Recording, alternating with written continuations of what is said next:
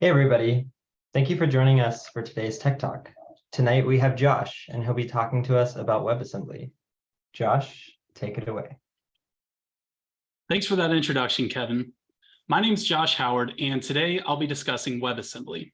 But first, I'd like to thank Jeannie, Bracklet, and Codesmith for sponsoring this series and for inviting me to participate. So, what is WebAssembly? The official definition is that WebAssembly is a binary instruction format for a stack-based virtual machine. WebAssembly aims to give the speed of native applications, but the portability and ubiquity of the web. To understand WebAssembly, we'll start with the two major options for application development: native applications and web applications. Native apps are downloaded to the user's device and run in the operating system on the user's hardware. By contrast, web apps run in the user's browser. For computationally heavy tasks, native apps tend to provide much better performance, but for the most part, the trends in the industry show more and more shift towards web applications. Web applications are generally easier to develop, easier to maintain, and easier to distribute to any platform. As long as it has a browser, it can run a web application. With the continuing rise of things like progressive web apps, serverless architecture, and cloud computing, delivering your application via the web has become the expectation by both companies and users alike. However, the trade-off is performance. Native applications are usually significantly more performant than web applications. And therein lies the problem. We have an abundance of engineers who create applications in Java, C, C++, Python, etc. And we do want our applications written in these performant languages.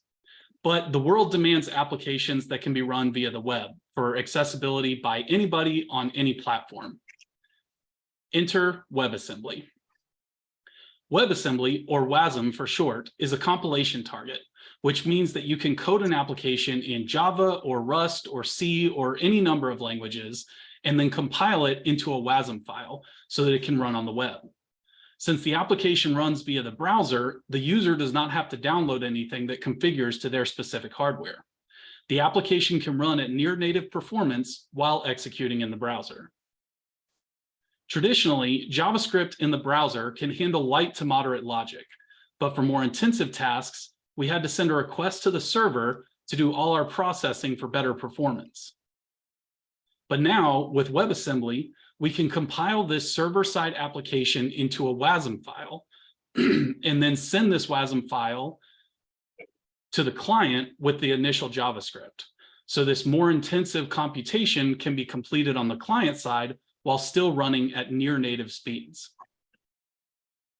For years, the three languages of the web have been HTML, CSS, and JavaScript.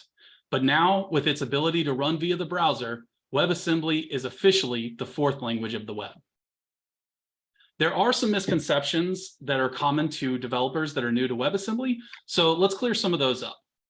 WASM is not always faster than JavaScript.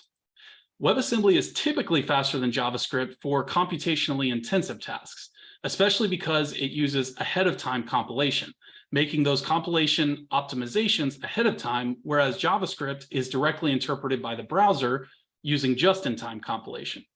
However, WebAssembly cannot directly interact with the DOM, so it has to pass any DOM manipulation to JavaScript. So for smaller tasks or tasks that are more DOM-focused, JavaScript will often end up being faster. And that brings us to our next misconception. WebAssembly is not a JavaScript replacement. When people hear the benefits of WebAssembly, the next question many have is, can I finally do away with JavaScript now that there's a new way to write programming logic on the web? And the short answer is no. WebAssembly does not aim to replace the JavaScript that is currently being implemented client-side, but rather to shift the processing that is typically being handled server-side onto the client. For this reason, WebAssembly aims to be a complement to JavaScript, not a replacement. Finally, WASM is not meant to be human-written language. To be fair, it is true that developers can actually write code directly in a WebAssembly language. The most popular option would be AssemblyScript, which has a similar syntax to TypeScript. But the true purpose of WebAssembly is not to implement a new language for developers to learn, but rather to make their current languages more usable on the web. WebAssembly is a compilation target for other languages to compile to. And the language that is currently most predominantly using WebAssembly is Rust. You may ask, if WebAssembly is a compilation target for most widely used languages, why focus in on Rust? This is because in the modern landscape, Rust and WebAssembly are a perfect pair.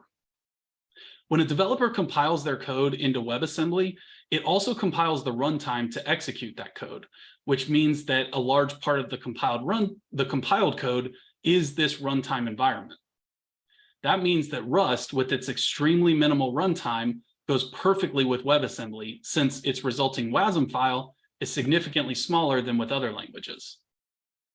A smaller WASM file means faster transfer over the internet, which means faster loading times. According to Stack Overflow's 2022 developer survey, although it's only used by about 10% of developers, Rust is still the most loved language by developers for the 7th year in a row, with 87% of Rust developers saying they want to continue using it.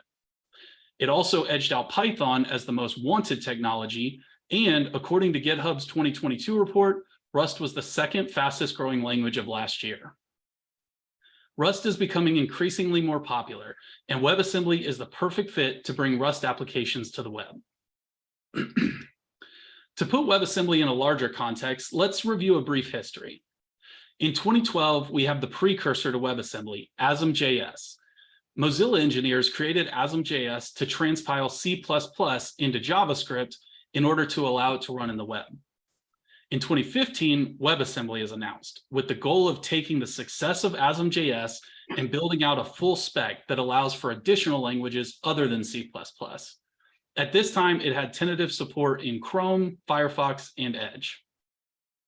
In March of 2017, WebAssembly launched the minimum viable product, and by September of that year, Safari officially supported WebAssembly in the browser as well. By December of 2019, with full support in all major browsers, the World Wide Web Consortium announced that WebAssembly was an officially recommended web standard. In their announcement, W3C officially deemed WebAssembly the 4th language of the web. It was around this time that the founder of Docker, Solomon Hykes, famously said, "If WASM existed in 2008, we wouldn't have needed to create Docker. That's how important it is. WebAssembly on the server is the future of computing." With such high praise and obvious benefits, the question remains, why is WebAssembly not being used even more? There are some drawbacks to WebAssembly in its current form that may make developers hesitant. To begin, WebAssembly does not offer native DOM manipulation. This means that developers must use it in tandem with JavaScript in order to render data to the DOM. Some developers feel that if they have to implement JavaScript anyways, it's easier to simply build the whole project in JavaScript. One of the biggest drawbacks to WASM as it currently stands is that it lacks garbage collection, which is a significant benefit of JavaScript. This means developers have to be very mindful in development to avoid memory leaks. Finally, security. On one hand, increased security is actually one of the biggest benefits of WebAssembly. Since the processing is completed on the client side, there's much less data traveling on the network, which allows for more secure applications. However, since the application and runtime are compiled into an enclosed binary file and sent to the client, malicious developers can use this to hide malware and phishing attacks more easily. Conventional antivirus engines have a harder time detecting this new delivery method. In fact, when WebAssembly was first announced in 2019, a report found that a staggering 50% of applications implementing WebAssembly were doing so to deliver malware. WebAssembly was also a common tool used for crypto mining malware. Although it may no longer represent 50% of WebAssembly implementation, this is still a significant concern that modern antivirus engines must adapt to. Despite these minor drawbacks, WASM is currently being implemented by many large organizations. TensorFlow implemented WebAssembly for AI and machine learning and reported speeds up to 10 times those of their prior JavaScript version. The game developer Unity was one of the first organizations to implement WebAssembly to bring their games to the web. AutoCAD ported their famous drafting software to the web using WebAssembly. This allowed them to use the existing C++ code instead of rewriting the application for the web. Google Earth has been implementing WebAssembly to port some of the old desktop application to the web. Figma, Microsoft Flight Simulator, AWS, the list goes on and on. However, even with this large-scale support, WebAssembly is still not widely used across the developer community as a whole. With that in mind, what does the future hold for WebAssembly? A large part of the WASM future will likely be the WebAssembly System Interface, or WASI. WASI's goal is simple: to bring WebAssembly beyond the browser. While WASM offers the ability to run on virtually any system via the browser, WASI utilizes this to create portable modules that can be run on virtually any system natively without the browser. WASI is trying to build a future where a developer can write an application in virtually any language, easily compile it into WASM, and then easily run that application via the browser with WASM or natively with WASI. As with all technologies, WebAssembly continues to innovate, and WebAssembly 2.0 has been in the works since 2019. WebAssembly 2.0 will add features for bulk memory operations, one of the biggest current drawbacks. It will also add fixed width SIMD, which could allow DOM manipulation, as well as a full JavaScript API for better integration between the two. This will include support for things like JavaScript objects, tables, and global variables. The modern web development landscape shows an increasing desire to move toward client-side computation in many areas. Whether it's progressive web apps or serverless architecture, the desire to shift as much computation as possible to the client side is continuing to grow.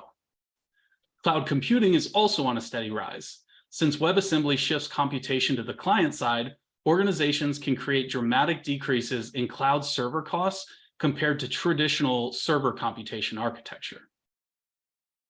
As it stands, I feel that WebAssembly's relatively low utilization underrepresents the wide array of benefits that it offers. However, it's still early days, and I believe WebAssembly implementation will continue to rise. My name's Josh Howard, and this has been WebAssembly. If you'd like to learn more about WebAssembly, feel free to refer to the works cited for this presentation on the downloadable slides. Or better yet, if you'd like to discuss WebAssembly or any other technologies in the future, feel free to connect with me on LinkedIn or GitHub. Or if anyone has any questions now, I'd be happy to go over those as well.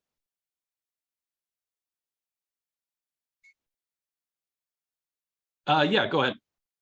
Hey, great presentation. I was just curious if you think that WebAssembly could replace JavaScript with the second iteration, since you said there might be some like DOM stuff. Do you mean like JavaScript on the server side? I mean, like, do you think it would ever like replace JavaScript completely with like its future iterations? Oh, I see. Probably not. There's no way to predict the future. You mentioned WebAssembly 2.0, but really that is mainly looking to address the current drawbacks. It's not really aiming to address anything that JavaScript currently does in the browser. Someday down the road, it's possible. I mean, look at the leap that JavaScript took with ES6. If WASM broadened their goals to try to address those kind of issues, it's possible. But as far as everything we're seeing right now, I would say that's probably not on the radar. Did that answer your question? Yeah, I think so. Thanks. Yeah, no problem. Any other questions?